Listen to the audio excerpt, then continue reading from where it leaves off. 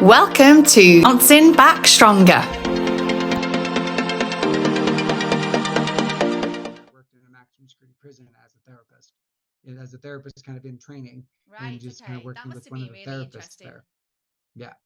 And so I worked in a maximum security prison in what's called their special housing unit, which is where it was people that had diagnosed mental health issues like bipolar depression, anxiety, and they need medication and those kind of things.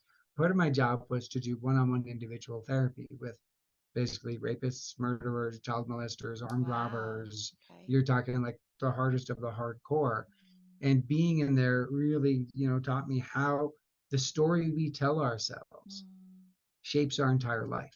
Yeah. But that the only place the story comes from is from the people in our life and the circumstances in which we were raised.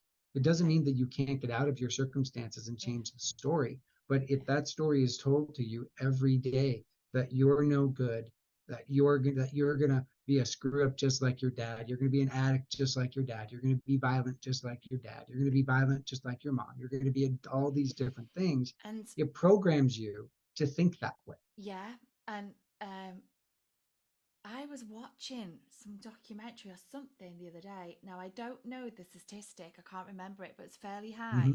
And it said in the UK prison system, I'm not sure about the US, but the percentage of prisoners in there who have the reading age of about 5 to 6 is very high.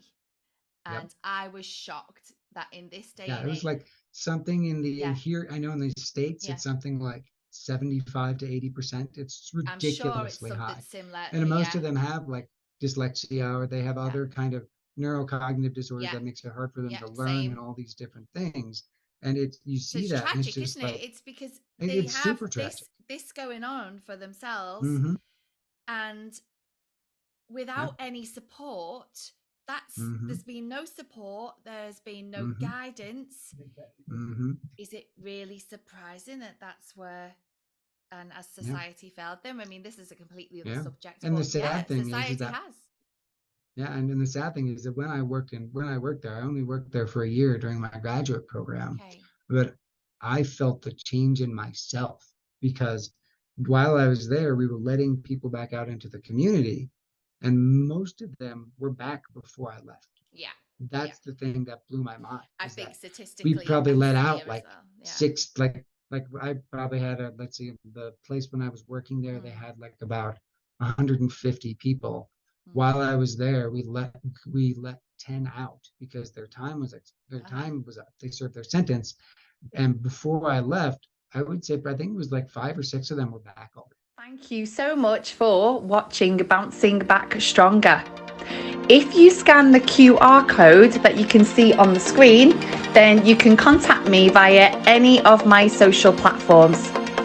When you do, if you want to say hi, that's great. I'd be glad to say hi back. But also, if you have a story you'd like to share, or if you would like to come on the show, maybe as a guest with a story, or as a guest who can offer some strategies or tools to help others move from where they are to where they want to be.